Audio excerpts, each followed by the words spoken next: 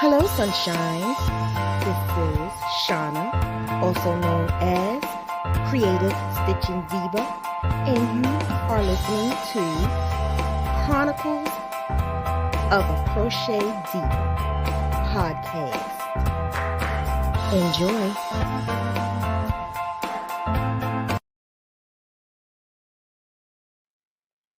Hello, sunshines. How art thou? How art thou? How are you? How was your weekend? How's everything? I am going to be on this live this took me some time to figure out whether or not I wanted to do this because I honestly didn't want to, but I said, being that now the government has been on my hair, being that now the government has like ended for a lot of the it's not a mandate for the hold on evictions. And being that it's not a mandate for the hold on evictions for a lot of the states, some states they extended it a little bit longer, and some states they just stopped it altogether. It's going to make it a lot harder for some folks that are still not working, for some folks that are having a hard time finding jobs, and then where they left off with being homeless. And that is something I had to deal with at one point in time. Now, it was not during the pandemic. I don't know what I would do if I had to deal with that. I'm thinking, and this is just me assuming, because I don't know, but I am assuming that, and being homeless is not, or even one check away from being homeless is not a great thing at all. But I am assuming that they will have more resources and there are things equipped to help them quicker than when I was homeless. But I'm finding out that's not necessarily true. I'm finding out that it's actually hard, almost harder, because it's so many people going through the same thing. So some states are losing money. Some states don't have enough to help as many people as they thought they could. The government is projected to say that the economy is getting back to where it was and where it needs to be, but that's not necessarily true. Yeah, it may be better than last month. I mean, not last month, last year, but it's not the way where it needs to be. And like I said, there's still some people that are not working. Where do that leave you? Where do that leave them? Where do that leave those people who have kids? And that's my problem with this whole situation. And so I started reflecting back to when I was homeless. What did I do? What was the resources I had? And so that's what I'm going to speak about today, as well as what Crochet did for me. But I'm also going to have my bestie on here because she too was there with me when I was going through all of that. Not only was she around, she has a job where her job is beneficial for those people. She's in, I call it DIFAS worker, but she's in the family services, and she helps the kids who are being displaced from their parents. She's a supervisor, and she has so many different resources. Like every time I needed a resource, I would go to her. The thing about it is there is resources out there, but there's also limitations and stipulations and things that we're like, the money is there, but I can't get it. So we wonder, how are we able to do this? How are you able to overcome your issues when the resources can't help you. So that's what I'm going to talk about before she gets on. Before she gets on, I'm going to talk about what happened to me. And she's going to come on and help with that, as well as some resources. So if anyone is having some problems with being evicted, they're not evicted yet, but is a paycheck away from being evicted, the extension for the hold has been stopped. This is what we're going to do for you. We're going to help out as much as possible, because this is a fiber artist community, but it's also a community of us just being a family. You understand? Like sisters and brothers. And I would assume we would help each other. It doesn't matter who you are, what you are. It doesn't matter what race you are. We should be able to help each other out. So that's what I'm all about. So I did take out my wine. I had to, it's frozen. You can't see what it says because it's frozen. That's what I'm looking for. I'm looking for where it says Diva time, but I can't see it because it's frozen. So I'm just, trying to do my duty of helping out, and I had to rescue the wine from the bottle. So I just wanted to be a hero today and rescue the wine from the bottle. That's all. But it also is going to help me talk about this past that I have to talk about and relive it, so I could get you guys to understand this is something that is serious, and this is what a lot of people are going through. Okay, so like I was saying, about I was pregnant, and I was pregnant with I was pregnant before I was pregnant with my 12-year-old, and I lost that baby. So mentally, I didn't realize I was still going through it. I didn't realize I was going through a lot, and that it was causing imbalance. I didn't know that. I also didn't realize that cancer, they tell you, but you don't realize it until you go through it. Cancer causes a type of imbalance as well, where you are, you have like a fog, and you think about things differently. You don't think about things, I'm gonna say a normal person, but I was normal. I just didn't process things the way I used to process them. So in the past, I would think of, when it came to doing certain obstacles, or if I came into a situation, how was I going to fix that situation? I was able to problem solve easy. After having chemo and after the loss of a baby, that was not as easy.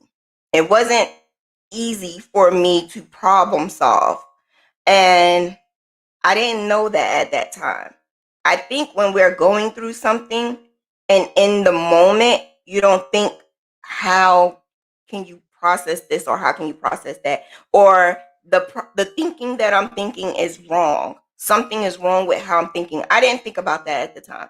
So, yeah, I got pregnant right after that with my 12-year-old. And when I got pregnant right after that with the 12-year-old, now he's 12, I went back to work 6 months after I had him. He was sick. He had to be under a monitor and everything. So there was a lot of things going on in the brain that I didn't realize. During this time, I had to take 3 months off. So when I took the 3 months off, I did it without pay, because my job at the time only covered 3 months. And being that he was sick, I needed an extra 3 months. So I took the extra 3 months. I had a little bit of savings or whatever, but I couldn't take care of the savings, my car payment, insurance, or whatever. I couldn't do it all. So I had some bills that needed to be paid, and I had to handle that with the savings. I realized I think I was trying to see if I can get a little bit more time to hang with my baby, because I wanted to make sure he was good before I went back to work. It didn't work out well, so I went back to work. This time that I went back to work, it was completely different from me because I came back to a whole new staff, and I was the boss of the staff, but my boss, my supervisor of the whole area, she changed all the people. She rearranged a lot of the people in my service center. So when she did that, I came back to a whole new staff. The whole new staff was used to me for a month or 2 or 3, and when I came in, it was like, whoa, because I had a tight ship. Like, I wanted everything to be good. I wanted our numbers to be good. If you're going to draw blood, you're going to draw blood good, very well. And I handled those things. So I was doing drug screens. I was going back and forth to different meetings and everything. So it became very overwhelming for me. My paperwork got backed up. I asked someone else to do the paperwork, not realizing that this person was someone that I thought I could trust her because it's our job. Anyway, after another 4 months, they had to do an investigation and found out that there was papers that were not done properly. There were money missing, and they had to do this big, long investigation. And it was just so much on me after they did the investigation on her and everything, and asking me, like, why I didn't check up on her and why I didn't do this. It was just so much. My brain couldn't handle it. I was always in pain. That's when I realized something else is wrong. I didn't know what. I was always in pain. I realized I had to leave this job. It was something I didn't want to do because I really loved my job. But I also realized it was a lot on me. I had to decide whether or not I should leave or whether I should stay. And I decided to leave. But I left. When I left, I realized that I didn't have a game plan. We had to use our savings. We had to use common sense that I didn't have. I didn't have the common sense that I needed. And so we ended up in a hotel. So when I got evicted, we ended up in the hotel. And in the hotel, it wasn't as bad as I thought it was, but you don't want to be in a household with 2 boys, in a hotel room with 2 boys. One is a baby, myself, and the dad. It was just a lot. So I processed it a little different. Being that I had to leave and find a place to live, because we stayed in that hotel for a while. We stayed in the hotel for a good while. And I realized if I'm paying this amount of money here at the hotel, I need to just get an apartment. So that's another thing. Getting an apartment was the hardest thing ever. Nobody, at the time, I had to leave my job, so I didn't have a job. How was you going to get an apartment? But I'm living off of my savings. They didn't want to hear that. They wanted to know if you're going to still continue to keep generating money.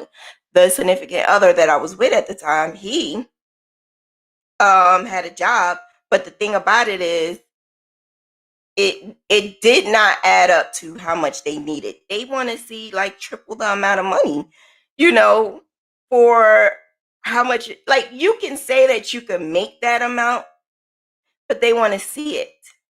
And they want to see that you are making triple the amount. And the thing is, sometimes you can't provide that information. So we were in a bit of a bind. So what I did was, I said, I'm losing it. I'm gonna like lose all of my money. Like, my savings are running out. I don't know what else to do. I went to welfare. Welfare said that I had to have zero money basically in the account. So I had to live off the rest of it. By that time, I went back, and that's when I was able to get the help. By that time, I'm like, look, I'm homeless. I don't have nowhere else to go. I don't know what to do. They say you gotta go to a shelter. In my mind, I'm like, put me in a hotel. Why you gotta put me in a shelter?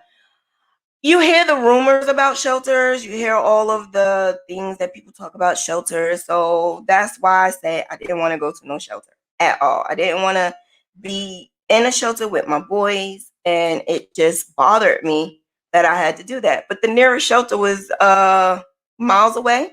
It was like 2 towns over.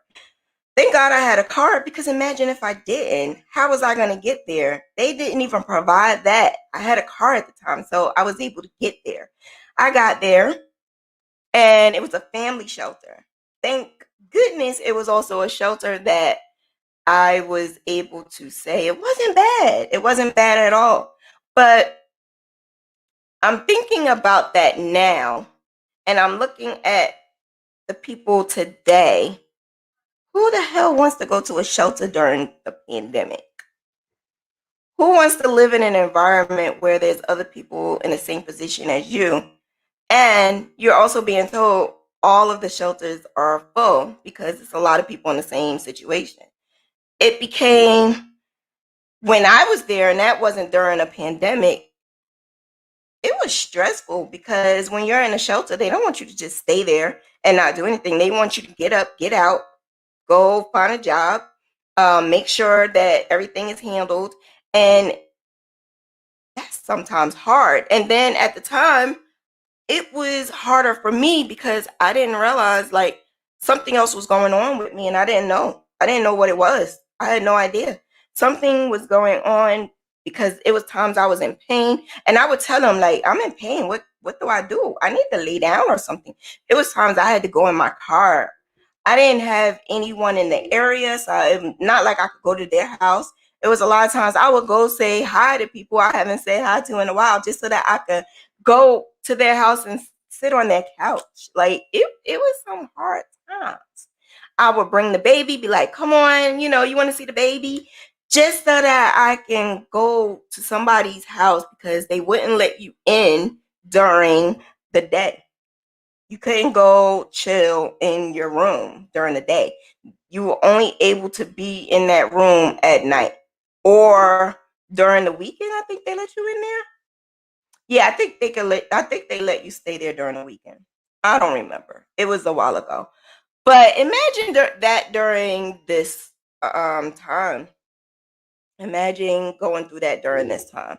Very depressing, degrading. You don't want to tell anybody that. You don't want to tell anybody you're in a shelter. You don't want to tell anybody you're homeless. You didn't even I didn't want to tell anyone that I was in that predicament at all whatsoever. It was embarrassing. Um Skipping over a whole lot of issues that happened and craziness that happened. I'm gonna go into the crochet part. So I found a spot. I was able to move in there. Still no job, but I was able to have I was able to get unemployment by this time. I was able to get unemployment, and it was called disability during unemployment because something was going on with me and I did not know what. And I didn't even know that they did that. And I think they only did it during the times where you are looking for a job, but you can't right this minute. So it's called disability during unemployment. Check it out if you need to. If you're going through any disability issues, now they won't tell you, because I had no idea. It was just so happened that this person that I spoke to, and I'm telling her I'm pregnant, and she worked for unemployment, she told me you need to go under disability during unemployment because you are not actively able to um, look for a job. Because when you are on unemployment, you need to look for a job, and you need to be actively able to do that. Disability during that time, during unemployment, it kind of puts you in the window of you're unemployed, you're still able to get your benefits, but you're disabled. Try it. Um, I know it's a government thing, it's a federal thing, so it's not state to state. It's not state to state. It's definitely a government thing. So it doesn't matter where you're at. Check on it and ask about it because it's something I definitely had. My check was actually, at the time I had a check. My check was different than everybody else's unemployment check. So it took me a while to cash it. Like the first check that I got, they didn't want to cash it because it's a different check. It says disability during unemployment. So after a while, people were like, that's not possible. You can't have disability during unemployment. Yes, you can. Yes, you can, because I did it. I did it. I know you could. I did it for a while. I think I did it for the whole 9 months and maybe 2 months afterwards. I did it. It's definitely possible. So check into that because there's a lot of people right now that's on unemployment and you may not be able to work, and that's something you could look into. The thing that I learned also was, being that I was going through a lot of pain and I was sleeping a lot, I did not realize that I was depressed, which is kind of weird because in my mind, I'm thinking depression means that you don't want to go outside, and depression means that you didn't want to talk to anyone, that you just laid in a bed and slept all day. I realized that there's all different types of depression. It doesn't mean that my depression is any more than someone else's. It just meant that I was going through my own type of depression. And all I did was stay in the house and I didn't do anything. Absolutely nothing. So crochet was introduced to me because I found out that my mom, and I don't think she wanted me to know, but my mom told my aunt to come get me out the house. At the time, my aunt was in her 70s. And she was like, come on, Shanna. She calls me Shanna. My name is Shauna, by the way. Come on, Shanna. Come on. You want to come to the library with me? There's some girls and I. Meanwhile, they all were like in their 60s and 70s. There's some girls and I that go to this library, and we are there every Wednesday and we crochet. I said, no, nah.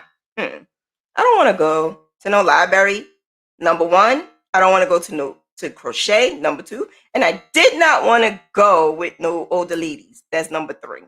And crocheting was the furthest thing from my mind. It was something I wasn't thinking of doing. It was something that I didn't even want to try. The first thing I thought of was hats and scarves, and that's all they were doing over there. I didn't want to do it because it was something that they were doing. It associated me with being older, and I didn't want to be older. I already felt in my mind I was going to be older. I didn't want to do it. So she kept bothering me and bothering me and bothering me and asking. And one day I said, okay, I will meet you. So I took my 3-year-old with me. We went to the library. And let me tell you something. I had a good time. I had a great time. They gave me hooks. They gave me yarn. There was like little yarn balls that were donated to them. And being that I was in the library, I was able to look up stuff. And so I'm looking up this and that, and I'm like, you do this with crochet? You could do that with crochet? My mind starts wandering, and it's like, what? I can't believe you could do all of this stuff with crochet. And that was like, my mind went like, wow. I also realized where the place where I was at right then and there, I knew that I couldn't stay there too long. It was a 1-bedroom apartment, and it was just so cramped, and it was expensive. I needed to leave. I was getting, I think the disability during unemployment was like 2,500. It was like 2,000 to 2,500. The thing about it is, because they give you way less than what you was making during when you actually was working. So it was a significant amount less than what I was getting when I was working. And I realized that I did not want to be where I was a couple of months ago when I had to keep going back and forth to the hotels and everything. So before we got into a place of I did not want to be in that predicament of being evicted again, I told my landlord, and this was like a family friend, I wanted to leave. It was best that I gave her like a 2-month date, 60 days, and I said we was going to leave. I started looking for apartments, and looking for apartments was the hardest thing ever. I also realized that I wasn't actively looking like I was supposed to look because I was in pain a lot of pain. I was in so much pain. It was just so hard to get up and go around and look. And then, I was looking in papers, I was looking in the internet, I was looking everywhere I could possibly look for an apartment, and it just wasn't going the way I needed. So the 60 days went by so quickly. It went by just so quickly that by the time I realized that we had to leave, and she already had somebody coming in, so I couldn't extend it another month. Because I think I was able to extend it 1 month, but I couldn't extend it one more month. Again, we had to find somewhere to go real quick. So we was able to stay at someone's house. And this is where Crochet had to save my life. This is when Crochet had to go, like I had to go to a whole nother level and use the heck out of Crochet because I needed to make sure I can get this apartment ASAP. I was not making enough to have the security deposit and all of that together. I wasn't able to do that. I was making enough to get by and put a little to the side, but then every time I turn around, something else happened. I know I'm not the only one that's going through that. And I'm a single mom, but I had someone with me. And now that I'm thinking about it, I shouldn't have had to go through any of that with a significant other with you. That's something that I realized you should not have to go through anything like that. If we're going to go through it together,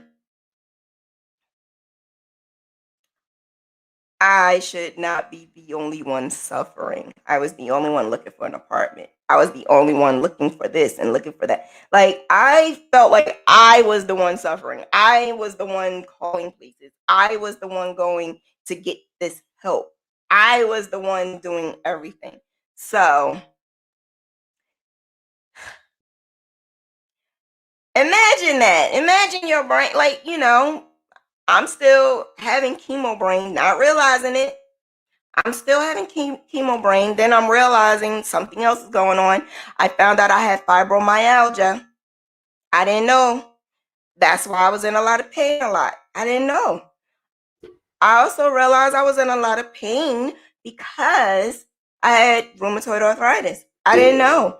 And I didn't know the rheumatoid arthritis until like years later. I just found that out in 2015. Meanwhile, I'm talking about 2010 and 2011.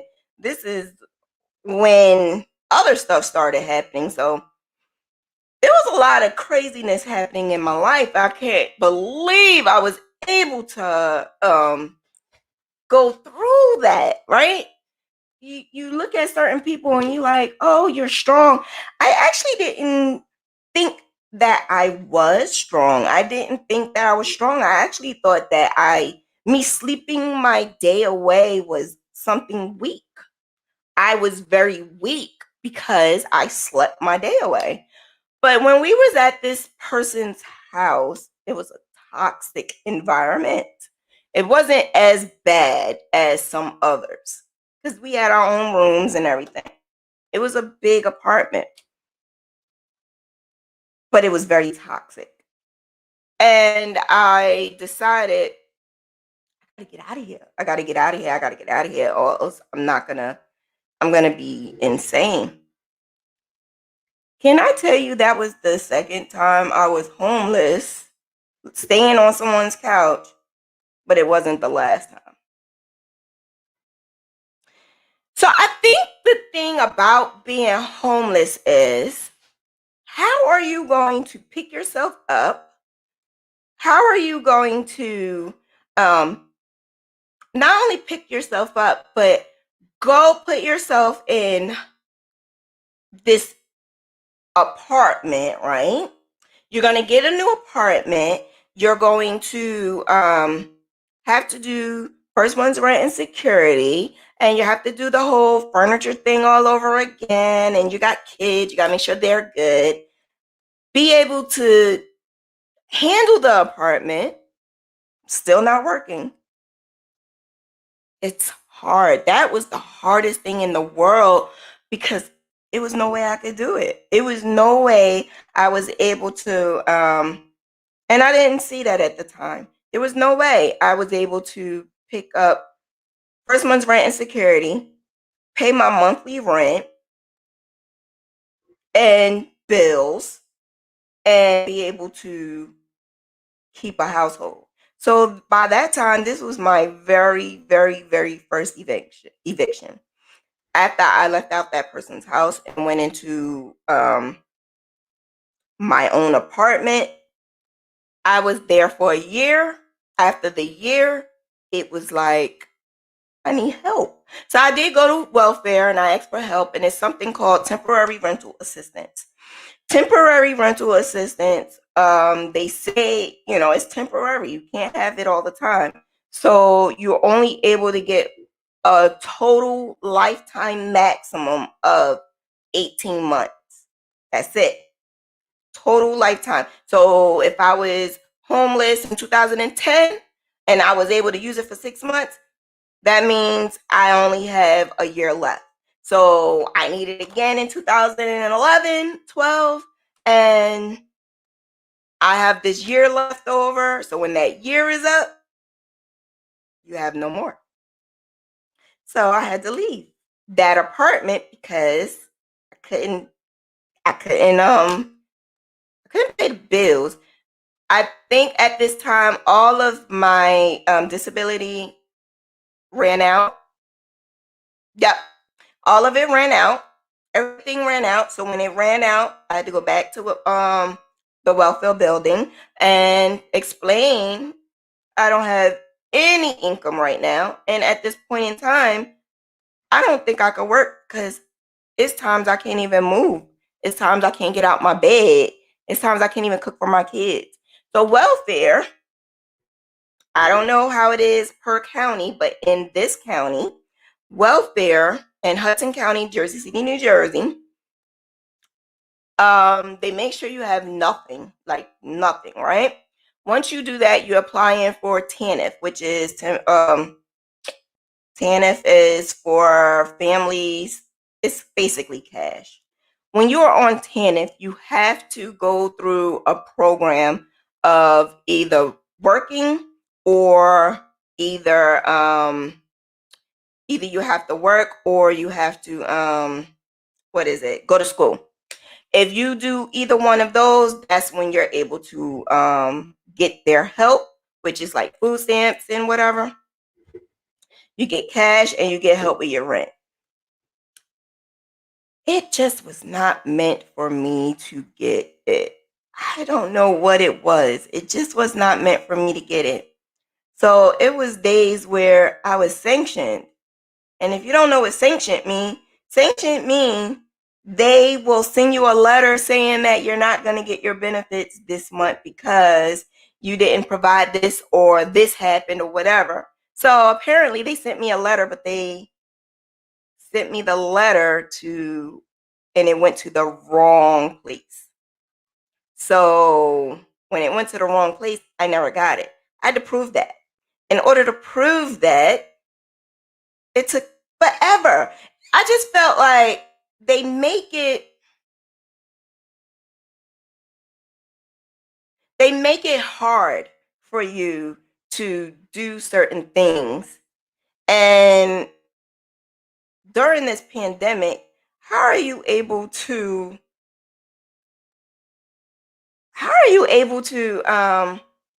do what you need to do and make sure that you have a roof over your head for you and your family and not actually go insane. Temporary assistance for needy families. Yeah, you looked that up. You know you did. Shay looked it up. I know you did. But yeah, that's what it is. Temporary assistance for needy families. I was needy and they didn't help me when I was needy. I think, and this is what I was always told, welfare is to help you. Welfare is to pick you up and get you back on your feet so you don't need them anymore. But they don't make it so that you don't need them anymore. They make it so that you are barely there. Like you're barely able to get the help. That bothered me a lot because from the beginning they made me wipe out my savings. From the beginning, they ask you, do you have this? Do you have that? Do you have a car? Do you have a house? Like they ask you because they want to know, are you going to sell it? How can I get around if I sell my car? Like these are the things that I don't think when they put this together, I don't think they realized it. Or they probably did. But there's a lot of people out there who take advantage of the system. So those people who take advantage of the system, they make it bad for people who really needed that help. Yeah. So this is when crochet really did help me out a lot. I'm sorry, my friend is stuck. I don't think she could get on this minute.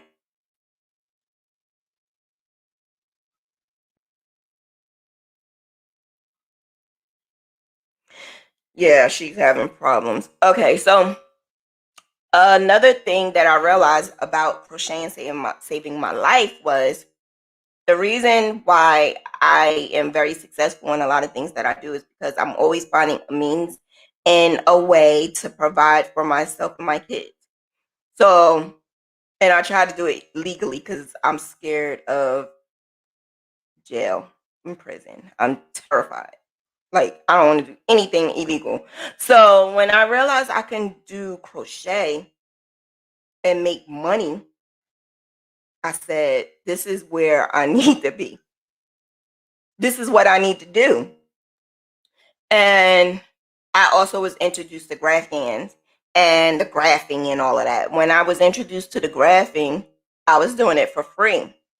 And I would graph and I would make up different things. But then I also realized that, I can actually sell these. It took a lot to graph. And a lot of people around me at that time kept saying, you're doing this for free, but it's taking a lot to do this. It's a lot to graph. Like you literally are sitting in front of the computer for hours and hours and hours and hours. And sometimes it's just one graph that you can complete within those hours. I don't think people understand that because if you go on Stitch Fiddle and use Stitch Fiddle, you think that you're just doing it like this. No, no, no, no, no. Stitch Fiddle is a whole nother thing. What I use is what I use, PC Stitch, only because I'm able to do so much more with it. And that's why it takes so long. I also don't want to crochet anything that have all those different random dots everywhere. And when you use Stitch Fiddle, it has it looks blurry, right? When your image looks blurry, that means there's random dots and colors everywhere. It's hard. You could clean it up with Stitch Fiddle, but it's hard to, like, it takes forever to do that part. But some people just leave it like it is. So they think when I graph, it takes like that. And that's not the case because all of my work is clean. You understand it. You know what it looks like. You know what it is. You can read it and it's not blurry. So I take a lot of time to do that. And because of that, I realized, yes, I do need to charge. So I started charging. At the time, it was $3. It was $3. I was charging $3 for simple graphs. I wasn't doing anything that I was doing now at all whatsoever. Back then, it was simple. Just simple giraffe, simple monkey, Simple, simple, simple. Everything was simple. Now it's a little bit more detail to it. But back then it was just simple. Everything was simple. So even though it was taking me a long time to do it, it was worth it. I was able to make a good amount of money. At the time, I think I only had PayPal. Me using PayPal, I was able to pay bills. I was able to do certain things around the house that I couldn't do before. I was able to get some furniture. Like it was like, wow, I could do this. I could work from home. I could actually do this. And there was days that I couldn't get up. I couldn't crochet. I couldn't do graphing. So I would relax and I would lay down, and it was okay because I didn't have to worry about a boss yelling at me or I had to call out or something. So it was something that clicked in my head. And I also realized I got up.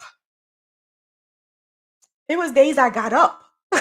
So those days that I was able to actually get up, those days that I was actually able to not only get up, but actually able to cook something for my boys, it was the best thing in the world. It was the best feeling in the world to actually feel like I'm doing something beneficial. I am actually doing something good for my boys. I'm doing something good for myself. So it actually made me like a little bit more happier. And I realized crocheting was like, oh my God, I love it. It was like every day I needed to crochet every single day. And then to graph and then crochet it. Then I said, because I'm a researcher, if you know me, that's what I do all day, every day. I research. So I'm researching, how can I make this better? How can I do this? How can I do that? How can I change the game? Then some lady, and I can't ever forget her, she said, do you teach how to graph? That was it. That was it. That was it. It was one year I had no idea how I was going to give my kids Christmas until I did the class. When I did that class, I made about $2,000. And that was in 2 weeks. I made the $2,000 and I was good for a good while. And then it made me feel like, wow, this is so good. This is so cool. This is unbelievable. I can actually get up, do something I love, and make good money doing it. So within the 2 weeks that I made the $2,000, I was able to teach a class, and the class took like, I think the class was like a 6-week thing. So then the following month, I'm like, now what? Now what do I do? So then I found other things to do. I did a raffle because I was practicing all of this graphing and stuff. I needed to find a way to make the next month happen again. So I did a raffle. The raffle, the first time around, was not successful at all. I think I made like $30. That's it. And I still had to give, even though I made the $30, I still had to pick a winner. I was sad. I was so disappointed. But I realized I needed to do something different. I needed to make it so that people are excited about this.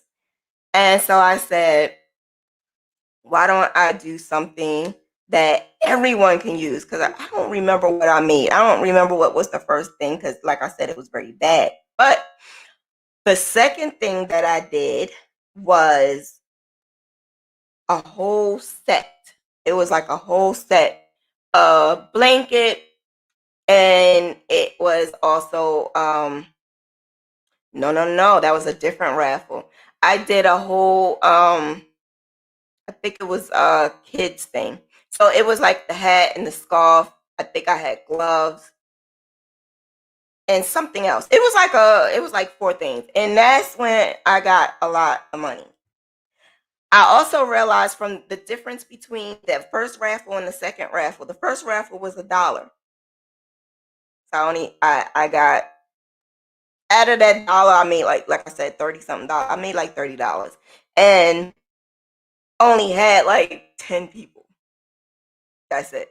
The second one, when I hyped it up a little bit, made it seem like it was like the end all thing you needed to get, that's when I had more people. More people want it. So in person and on social media, I got a lot of money. That is when I made at least $500 for that raffle. I made at least $500 for that one. And so I said, I can't keep doing raffles, but I know that I have the gift of creating. I have the gift of making things happen. So even though I knew I couldn't always do the raffle, I knew I was going to be okay. I knew I was going to be all right. Then I got evicted. So here is the third time I got evicted. I couldn't do it every single month. Every single month I couldn't keep doing the raffle. I was doing I couldn't do the class every 6 weeks. I couldn't do that every 6 weeks. I was making some money from the graphs. It just wasn't a whole lot. But welfare at the time, it was just, that's a whole nother story with the whole welfare thing. But there is a book that I wrote in it, Confessions of a Welfare, I was about to say Diva, Confessions of a Welfare Mom. And it's an analog of a whole bunch of women talking about their experiences being on welfare. And so I'm a part of that book. And when I wrote in that book, I realized this is some ish, man. This is some crazy stuff that is going on. I can't believe that we have to go through this, being on welfare, and you're thinking that the system is supposed to help you so that you don't get put in this situation again, when in reality, it doesn't work that way. It doesn't work that way at all. And it was days I would cry.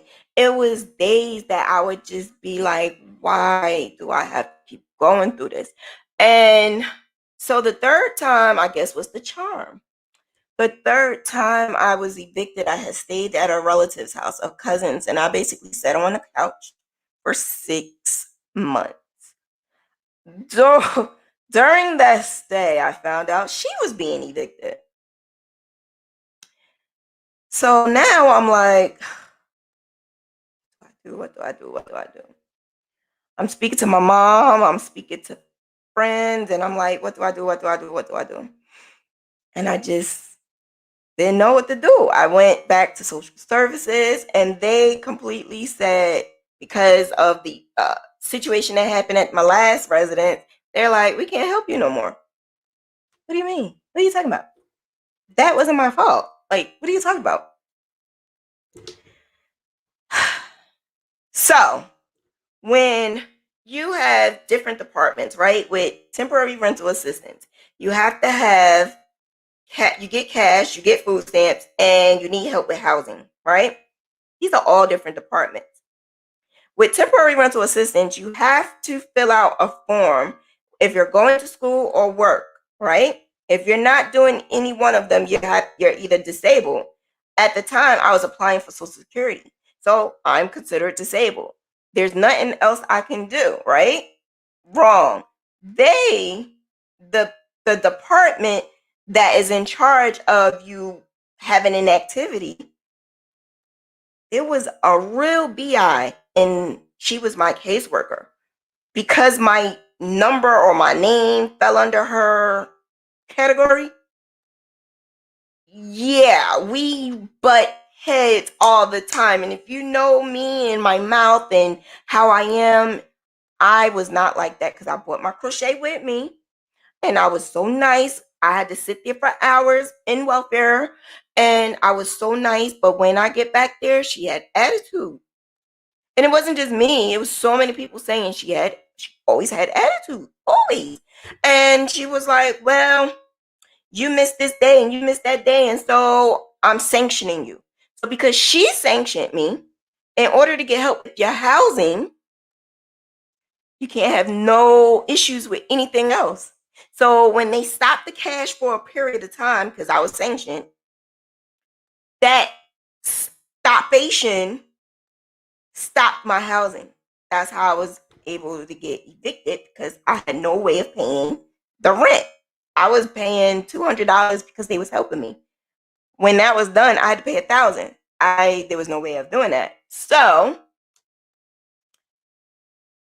I had a nervous breakdown. I had a nervous breakdown when she said there was nothing I could do, and I realized it was not my fault. I looked it up all. I looked at everything. I told my mom, I said, I swear to you, Mom, it's not my fault. I didn't do anything wrong. I had a nervous breakdown because if you're doing everything they tell you to do, everything, and your life falls in the hands of these people, social workers. Your life falls in their hands. What do? They don't have no compassion. They know you can't work. They know your whole life and don't care. They don't care. And so when I had the nervous breakdown, like I'm literally a big ass lady on the damn floor crying. Boo-hoo crying. Now, this wasn't in public. This was in my cousin's house. But because I had the nervous breakdown and because I went like completely crazy, my mom came and got me. She was like, I'm coming. She came that next morning. She said, get your stuff. You're coming. So I had to go to South Jersey. That's where my family is at, South Jersey. I had to go down there. But I had to keep coming back and forth, because I still had to handle the situation. I was not wrong. So I'm like, I want to speak to your supervisor because that's the type of person I am. I'm ready to handle things. She made it really hard. So I had to prove that this was not my fault. And let me tell you how good God is. How good God is. Because my mom went with me that morning. And when she went with me, she was like trying to get the rundown of everything. And I'm like, Mom, I'm telling you, I did not miss an appointment. And I was there. She wasn't there. Like, I'm explaining everything to her. And I said, I know I was there on that day. I was there on that day. I know for a fact I was there on that day. There was nothing I could prove it. But you want to know something? They have a login sheet. They have a login sheet. When they had the login sheet, I said I was there that day. The supervisor wasn't helping me for some reason whatsoever. That was another story. But the supervisor had to go to a meeting, so she just kept saying, "Oh my God, can you just fix this? Can you just fix this?" She's getting mad at her caseworker because her caseworker is yelling at me. I'm yelling at her. It was a whole mess. We in a back room, like yelling at each other because I'm telling her, "You're wrong. You're dead wrong. This is so wrong because of you. Me and my kids are gonna be homeless." And she was like, "I don't know what you want me to do," and da da da da da. And I'm like, I need you to fix this. I need you to write a letter saying that you were wrong. She didn't want to do that. She didn't want to say she was wrong. She didn't want to say she messed up. She didn't want to say it. But she was wrong. The only proof I had was that damn list.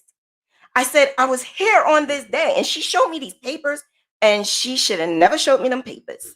The day she showed me them papers was the day we proved she was wrong. Whatever paper she showed me, it was a paper saying that I was sanctioned on this day. I said, how can you sanction me on this day when I was here on this day? She's like, you wasn't. I was here on that day. I'm looking at the paper she wrote. She lied on the paper. She lied on the paper. She put on the paper that because I wasn't there on that day, she just wrote in some kind of date. She never sent me another letter because in order for you to get sanctioned, you have to get a letter saying, if you do not reply on this day, you will be sanctioned and they will reduce your money. I came. She wasn't there. Then she's supposed to send another letter. She never sent it. So the day I didn't receive the money, I'm like, what happened? She said, you're sanctioned. Why am I sanctioned?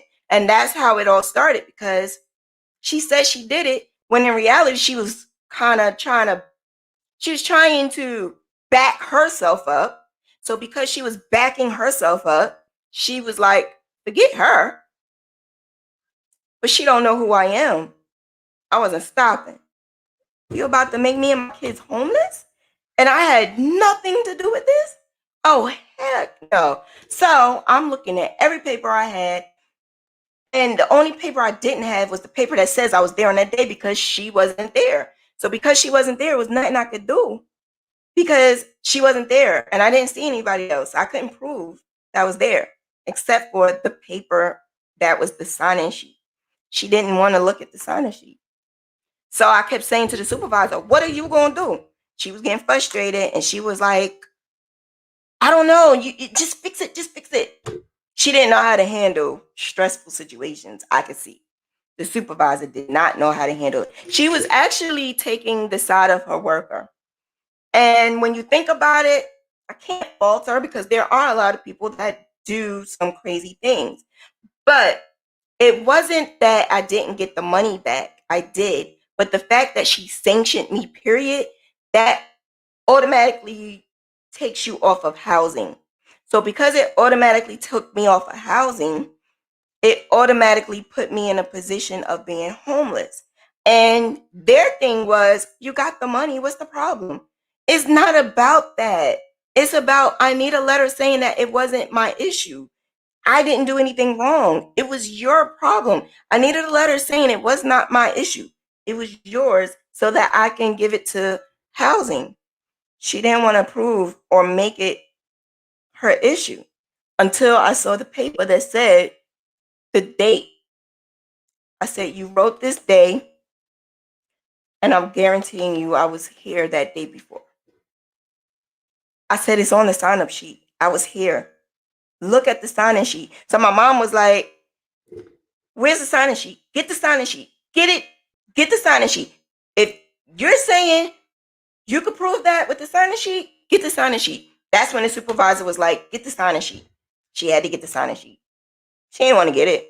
She got it. Came with the sign-in sheet. Guess what? Guess who was there? I was. On this day, she said I wasn't. Then when she saw it, she didn't even show her supervisor. She just said, well, what do you want me to do? What do you want me to do? I want you to write a letter. Well, what do you want me to put on this letter? I want you to put, it was your fault that I am in this situation. And it was not my fault. She didn't put it was her fault. She didn't do that. But she fixed the situation. Not only did I need her, because she just wrote it on a piece of paper. That was not going to get me housing. They were like, you could have did this.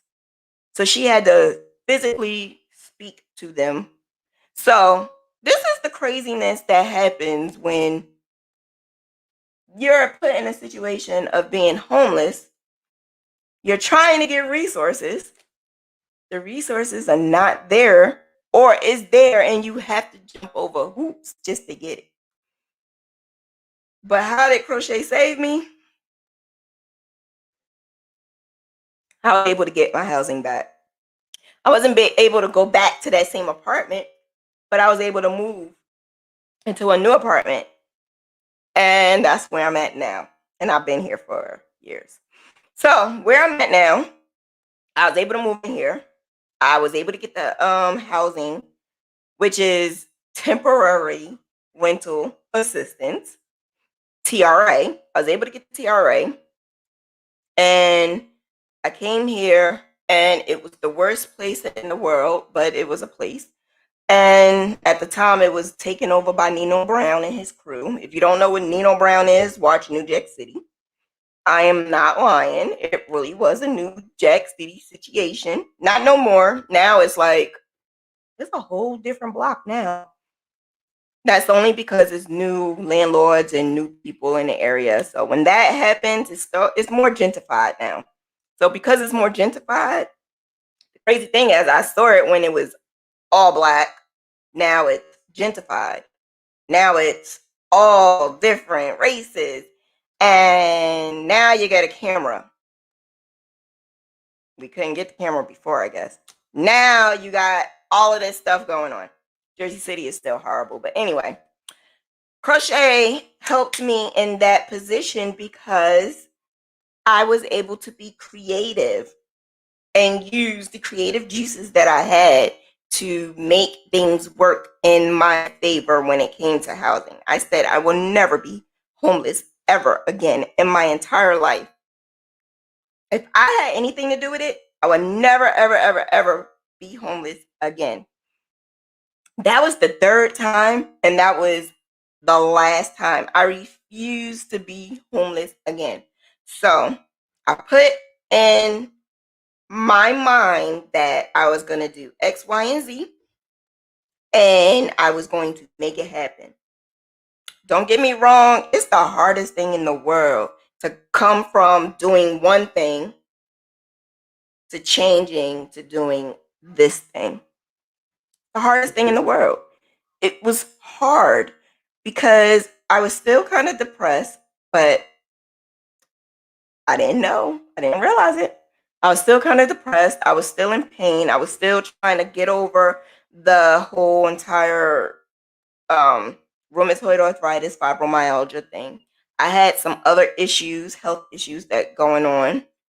I had to fix that. My self-esteem was horrible when I first moved here. My self-esteem was crazy. I think I explained, if you watched my podcast in the past, I explained how someone said that I looked like a crackhead because of my appearance. And I promised myself I would never look like that ever again. I promised I was going to get my hair done and my nails done, and I was going to look presentable now, because when you feel like dirt, you look like dirt. I'm just saying. That's how I was. I felt horrible. So the way I felt, I just didn't feel like doing nothing. I laid in a bed and I gained 350 pounds and I did absolutely nothing. Nothing. Absolutely nothing. And did I say nothing? Because I meant it. Nothing. I did nothing.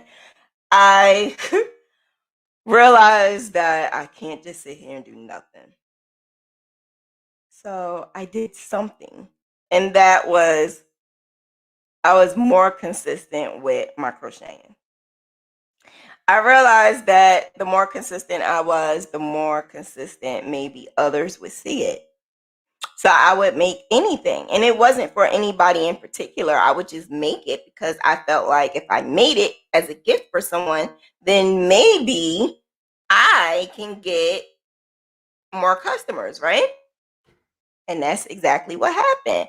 I would make it for my niece, or I would make it for a friend if they was having a baby, or I was just making all different types of things, whether it was clothing, blankets, whatever. Then I started getting a little creative, like funky creative, like, oh, I could do this and I could do that. And I was creating things that people would send me pictures of, and I would just create it. My cousin was on like a couple of weeks ago, and she was saying that she sent me a screenshot of a picture, and I was watching the same exact show she was watching, so I knew exactly what she was showing me. It was a screenshot of Carly Red on Love and Hip Hop, and she sent me the picture, and she was like, "Can you make this for my daughter, my little cousin?" I was like, "No, I never made nothing like that, but hell yeah, I'm going to do that." And I did. I rocked it too, if I may say so myself. And I realized I got something going, man. I'm like so creative. I didn't realize that I could do this and that with yarn and a hook. I didn't realize that I could take this yarn and this hook and make it into something beautiful. And I see so many people say, I can't do this. I can't do that. I didn't either. I couldn't do it unless I did it. I'm also that type of person. I could look at something and be like, I could do it. I could look at something and say, yeah, I can make that happen. I can make that work. And a lot of people will look at something and say, I can't do it. That's too much. It's going to be overwhelming for me. I'm getting anxiety. I get a rush. I don't know if it's strange or not, but I get a rush when I'm making something and it's new. And in my mind, I'm like, I can do it this way and I could do it that way and I could create it. And I do that when I am making graphs. And now this is where it gets a little bit more personal for me, because I've always wanted to draw. I can't draw for nothing at all. But that didn't stop me.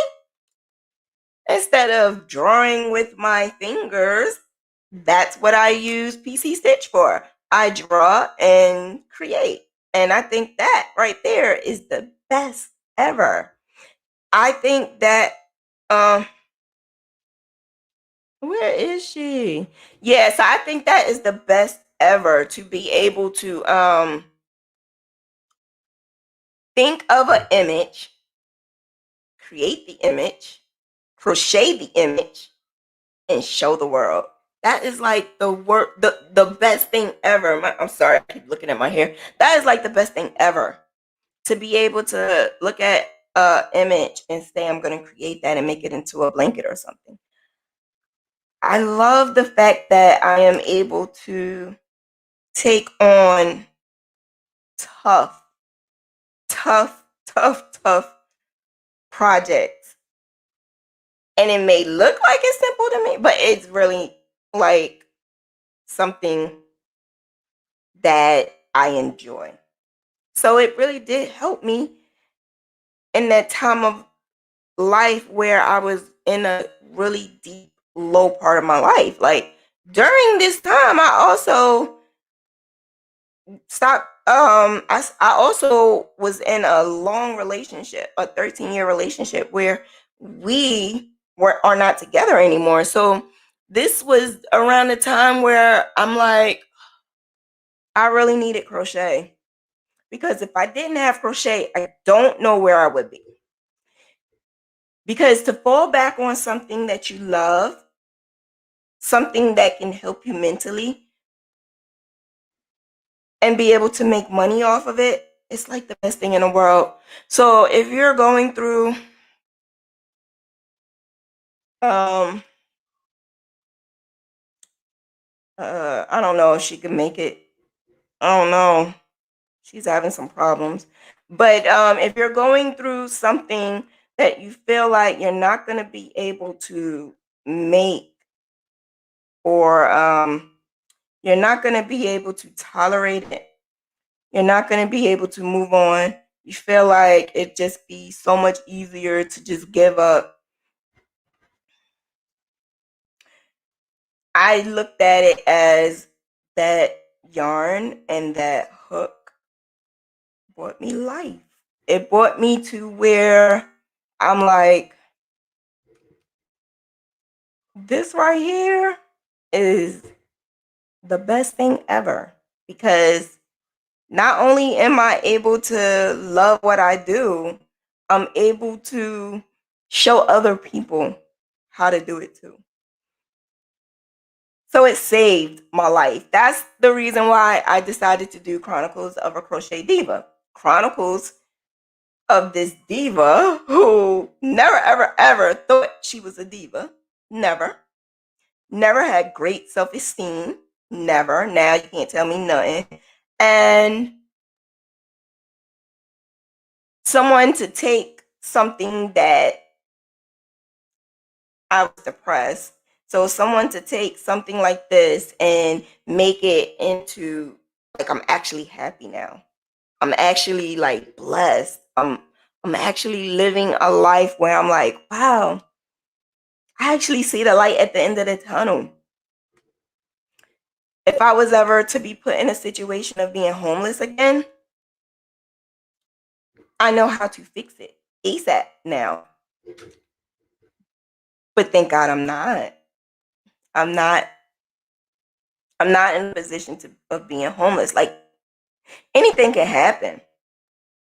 And you could be homeless just like that 3 times. But I realize now the resources that I was given, as long as, a lot of people say it too, as long as you have a creative juice in your body, you should always have a means and a way to make money. Never should you ever have to worry about anything as long as you have any creative juices in your body. I thank God that I was given the ability to be able to use this gift to make a means of a living. I was so thankful to be able to say on the days that I needed to do a raffle, a virtual show thing, or I did so many things, man. A class. I did classes. I did actual crochet stuff. I sold my crafts. I did whatever I needed to do to make cash. And you could too. So if anyone is in the position now where their state is letting you guys, and I'm saying letting because I don't think this has anything to do with you. If you lost your job because of the pandemic, they should fix it, but they're not. And I don't blame it on any landlords. No landlord should have to go through that either because they have to pay bills as well. So I would never say a landlord can do this and a landlord could do that because I think a lot of landlords are being looked at as the mean, bad person. But they're not. They have bills they have to pay as well. I wouldn't dare think that my landlord, well, mine got some issues. There's a difference between a slumlord and a person that really need to pay their bills. It's a difference. A slumlord is a slumlord. They don't care. And if they have multiple dwellings and multiple buildings and multiple houses, yes, they still have to pay bills. So my $1,500 may be just $1,500 to him, but that's a lot of money to someone else, you know? So to him, he's gonna still want his $1,500. But to someone else, it's gonna be like, it's hard for me to get this $1,500 right now. So you have a way of making some type of money. Now, I'm putting out the video tomorrow. Yeah, it's almost done actually. The video tomorrow is a summary of how I made quick cash. So I did the live stream. So that's like the 2-hour long live stream, but I shortened it up because a lot of people kept asking about it.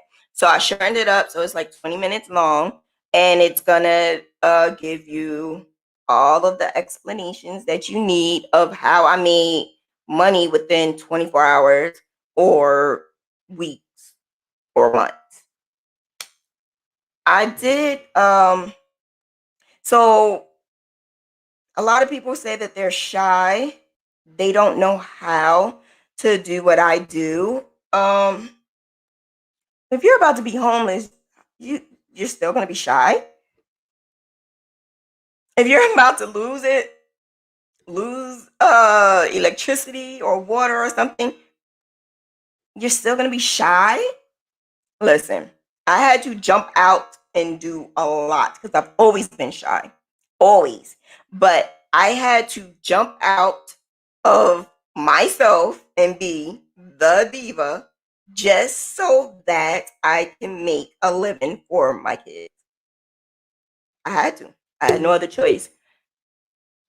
I just want to also mention to all the females who have a significant other and their significant other, if you're about to be homeless and you have a significant other that's not helping you, I'm telling you, get rid of them. It was the best thing. It was almost like as soon as that relationship died down, my life livened up. Not saying it's going to happen to everyone because I don't know everyone's situation, but my situation, sheesh. It was like all my blessings was holding for this time. I said, I'm done. And I'm okay with it. And when I'm okay with it and let it go, it was like, now you're able to get your blessings. And sometimes people block your blessings. And when they block your blessings, how are you able to get it? You can't receive it because you got someone there blocking it. Someone there is like literally catching it for you because they're not getting the blessings, but they're like knocking it out the way from you. And I never looked at it right like that right then and there. During that situation, you don't look at anything because you're in it. So it's like tunnel vision because I had it. I had tunnel vision. You don't see what others outside is seeing. So people outside are saying you could do so much better. And they tell you that. They don't realize when they say that, it makes me think, what are you talking about? You don't know my life. You don't know what's happening inside. You don't know this. You don't know that. And the crazy thing is they may not know everything that's happening, but they know that you could do better.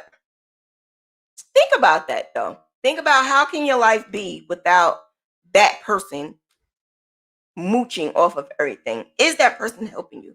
Is that person able to catch you when you fall? And you got to ask yourself these questions. Ask yourself, can I do this? And the thing is, I kept saying to myself, no, I can't. I can't. I can't. But then I'm like, well, shoot, I've been doing it all this time. When you take a look back at everything, I've been doing it all this time, handling everything. So, so off topic, but it was just something I had to say. But I'm so blessed now. I'm able to use crochet as a means of income. I'm able to use crochet as a means of therapy. I'm able to use it to help others and make beautiful things. It's a win-win. It's a win-win. I also look at it now as a serious business now. It's a serious business. It's not just something I'm just doing just to do. It's a serious business for me. You have to be serious.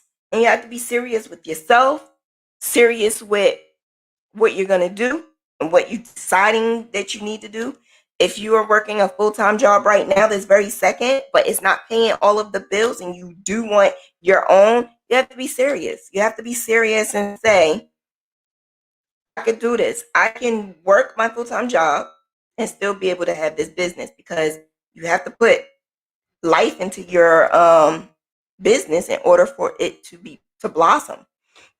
If it doesn't blossom, because you're not giving the love that it needs, then you're going to be going through that same rotation of saying, I want a business, but I can't and the reason why I say that is because I see so many people that is able to do it. No, you're not like everyone else, but where there's a means, there's a way, and you can do it. I know you can. Because I said, I can't. I can't. I can't. I had all the excuses in the world. I can't do this. I can't do that. I'm in so much pain.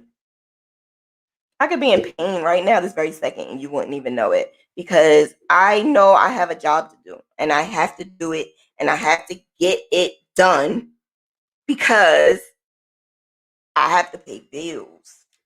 So even though right now, this very second, I'm giving this podcast and you're watching it for free, it still gives me some type of life, some type of energy that pushes me to keep doing what I need to do to make money. So that's what I keep doing, the podcast. I keep doing the podcast.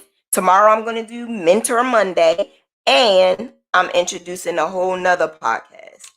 And I'm debating because that one is really going to be heavy, but it has nothing to do with crochet though. So I'm debating on when I'm going to start, but it's going to be on a Thursday. I just don't know if it's going to be this Thursday or next Thursday, but it's going to happen. But yeah, so my friend is tied up now, which she had the resources. So my hour-long story was supposed to be interrupted by her coming in, giving some juicy information.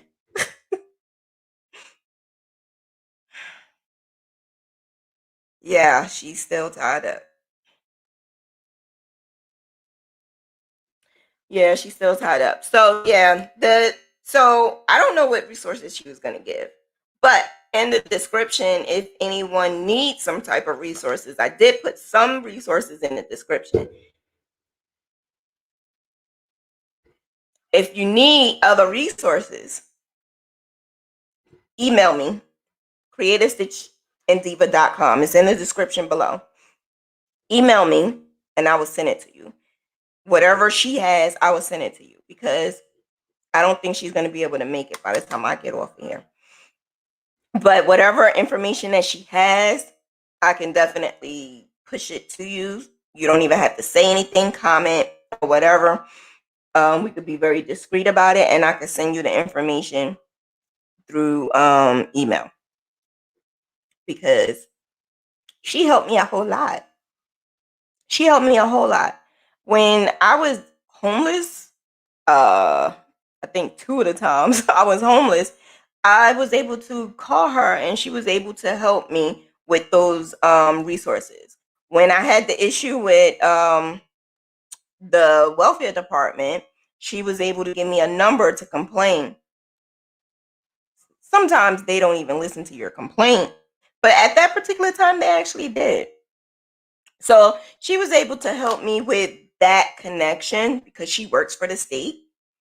And then she also, take care of kids or whatever. So if I needed anything, she knew where I should go to get it.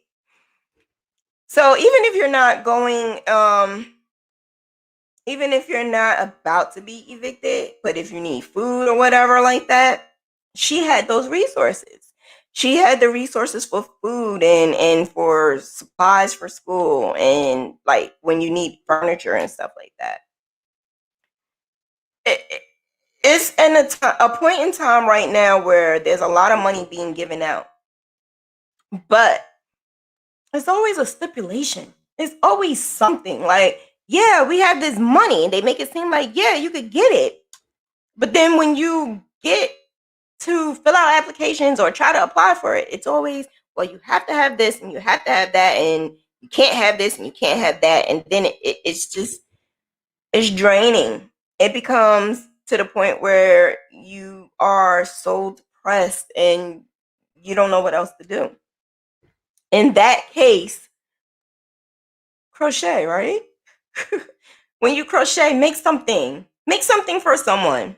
When you make it for someone, or just make it just to make it, for instance, do a tote bag. Let me tell you, that tote bag, that made me some good money when I first made it. That made me some money because when I made it, it was just a all of a sudden thing. But when I made that tote bag, that very first tote bag, it was a red, green, and black tote bag. It was like an Afrocentric tote bag. When I made that tote bag, it was all of a sudden, I had no idea I was making it. And everybody loved it. How much is those tote bags? How much are those tote bags? So at the time, I think I charged like $50 at that time. It's more now. But at that time, I charged $50. And I was doing like one a week because everybody wanted it.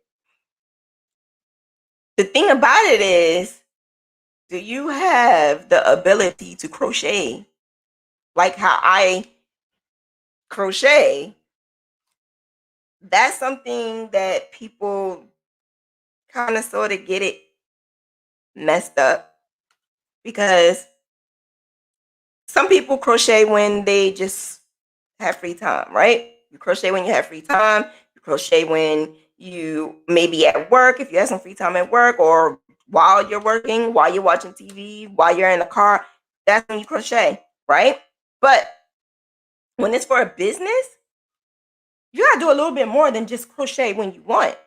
And that's the part where some people don't want to cross over. And that's fine. But if you do want to cross over, you're gonna have to crochet when you don't want to crochet.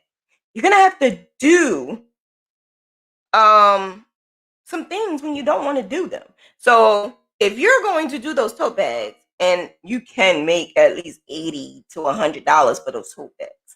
If you're going to do those tote bags and make a killer with those tote bags, you're gonna have to make time to crochet a lot to get it done, and get it done in a reasonable time so that you can go to the next one.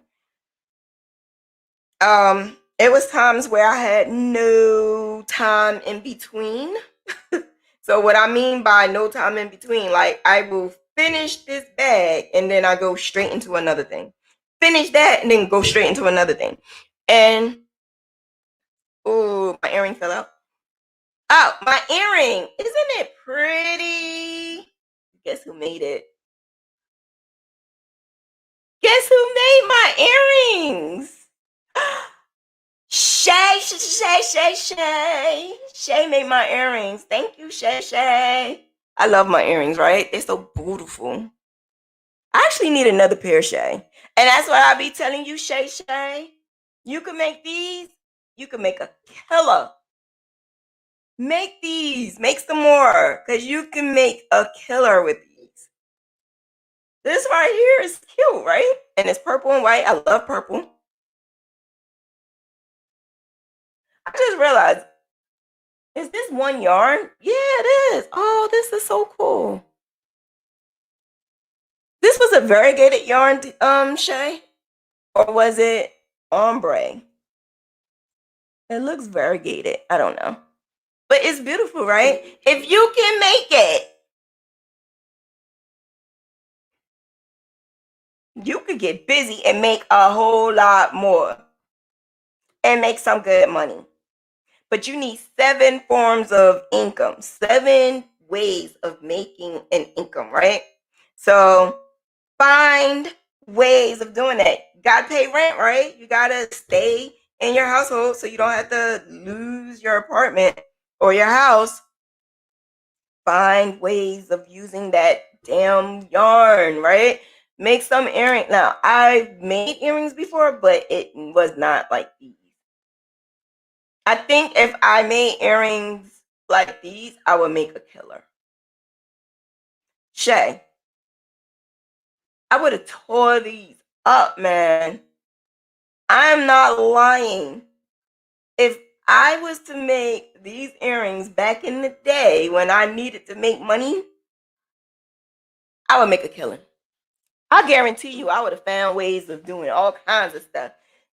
Being very, very, very irresponsible and just crocheting my day away making earrings. I would just go crazy making earrings and matching hats and all of that kind of stuff. Like, that's what I would do. Matching hats, Shay. Matching bag, Shay. Matching top, Shay. Get it? You don't see the trend now, right? Make the trend. Because that's what I do. I make it. A lot of people are not up on GraphGans. I push it out there, though.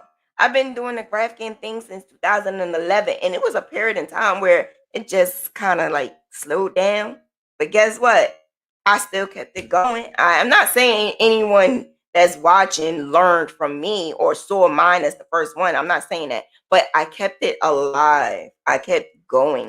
There's a lot of people that was doing it when I first started and stopped. They stopped. So, yeah. Use it and you can make a whole lot of moulet. A whole lot. So I'm thinking of, this is my next, and I'm going to tell y'all what it is. My next adventure to making money is making a bunch of different bags, GraphGan bags. The tote bags are good, but they're not the end all. I want to make more than that. And so I'm going to do a little bit more experimenting with them, a little bit more doing whatever I need to do with them and make it happen. So The thing about it is I stopped my orders for now. Of course, I'm gonna tell maybe one or two people here and there, but right now, my orders is going to come to a halt. I still got a couple more. Once I finish those orders, I got like 5 more orders. Once I finish those orders, I'm going to stop because I'm going to focus more on some other things that I'm doing. I'm going to what makes me the most money. What makes me the most money is that's what I'm going for. And that's what I'm going to put more energy in. So, in order for you to find out what makes you the most money, you got to do it. And you got to put your hands in a little bit of more than just what you're doing now. If you find your niche, you could do your niche, because I do it, GraphGAN. But guess what I do with GraphGAN? I make everything GraphGAN related. So if I wanted to make a top, I can make that GraphGAN related. Skirt, I can make that GraphGAN related. They call it a jumper in overseas, but it's really like a cardigan, like a sweater. If I wanted to do that, I could do that. Tote bags, any bag, book bag, whatever I do, I make it GraphGAN related because that's my niche. So that's what makes me the most money, because not a lot of people see it. It does change. And the reason why I change it is because throughout the year, seasons change, holidays come. I know now what I need to do. So from now on is all holiday related. Everything that I do from now on is holiday related. And I do this every year. And I became accustomed to this pattern of doing this every single year because I noticed that it works for me. So find your niche, find your pattern, find your desire, and make it work for you. Put the money to the side. Now, this is where we all have an issue. We all have this issue. In the beginning, I had the money put in the same money that I always use, right? Your regular income or whatever. That money is put with my business money. I learned that you can't do that. You have to separate it.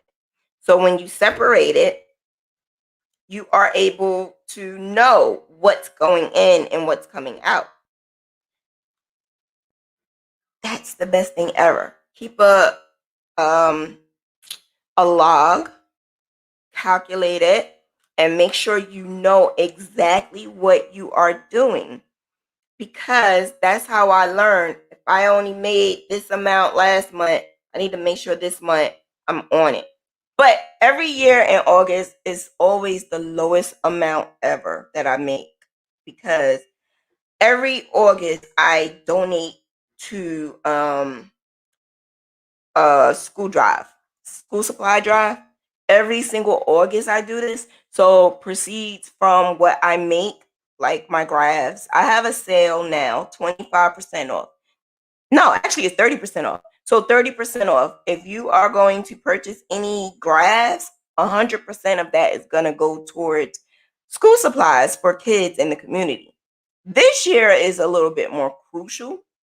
So I have to do way more this year because I find out that a lot of the parents are not prepared for their kids to go back to school uniform, because it's a whole year and a half. So now they got to buy all new stuff. Kids are bigger now, right? Like kids are like 365 snacks bigger. So a lot of parents are struggling. So I'm trying to do whatever I need to do. And so if you purchase any graphs, and the link is in the description, purchase any graphs, it's 30% off. It goes directly to the school supply drive that we're going to have on the 28th. Someone told me, I think she's in Philadelphia. Someone told me that she's having a really hard time. And this is just between her and I. just talking. She's having such a hard time. She wasn't asking me for anything. She just was explaining how hard of a time she's having with putting her child in school, being that they have to go into school now.